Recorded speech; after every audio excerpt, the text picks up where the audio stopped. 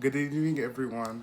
I have been experiencing some technical difficulties, so I will be uploading my video separately from my slideshow. I do apologize for not being able to put the slideshow up onto the Dreamcast. It just was not working today. I appreciate your patience and working with me on that.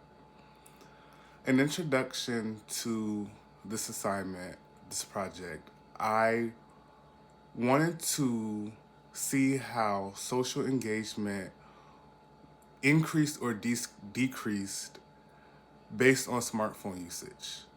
The project as a whole wanted to examine the relationship between smartphone use and social engagement in a public beach setting. It was a study focused on observable behavior in a real world environment. The research question was, does smartphone use appear to affect social engagement in public spaces? To provide a background, smartphones are now a routine and part of public life, and they shape how people divide in shared spaces. Researchers often study how phone use influences face-to-face interactions and awareness of surroundings. This project focused on observable public behavior rather than self-reported behavior.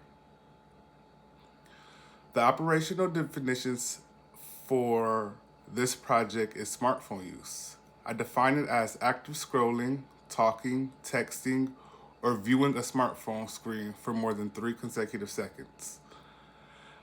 For the social engagement, I do have two operational definitions, which is A, observable verbal interaction lasting at least 10 seconds, or B, sustained visual attention toward a performer, scenery, or architecture lasting at least 10 seconds.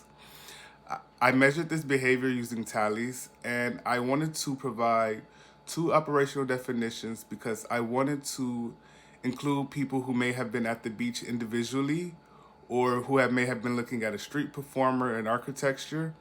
I wanted to count that as social engagement as well because I feel like, and I have researched as well, that social engagement is more than just talking to people face to face. Moving on to my hypothesis, I hypothesized that individuals or groups with higher smartphone use will show lower levels of social engagement. The methods I used to do my research on social engagement and smartphone uses, the setting was Santa Monica Pier in obvious Santa Monica, California. I recorded this observation on April 18th, 2026, from 3 o'clock to 3:30. The approach was an in-person observation.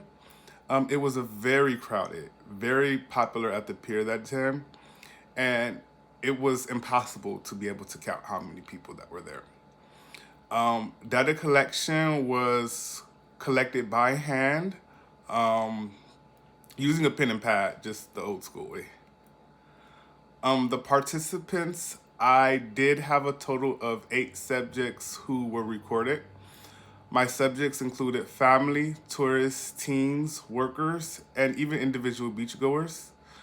The setting appeared to be very diverse. California is a very diverse place. It was very obvious that it was people who were from different religions, races, creeds, men and women, adults, toddlers, the whole nine. The crowded beach was a natural public environment for observation. Moving on to my results table, I recorded one family. They had a smartphone usage of 1 and a social engagement of 3.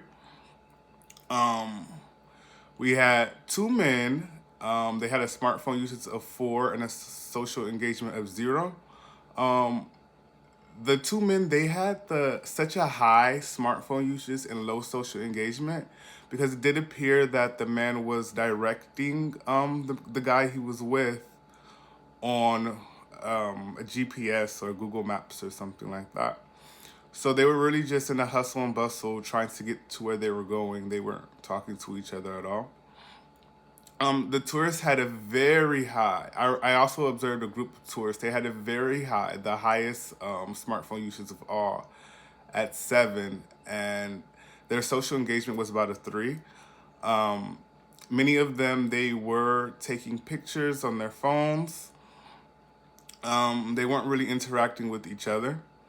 One of the other people I observed was a man fishing.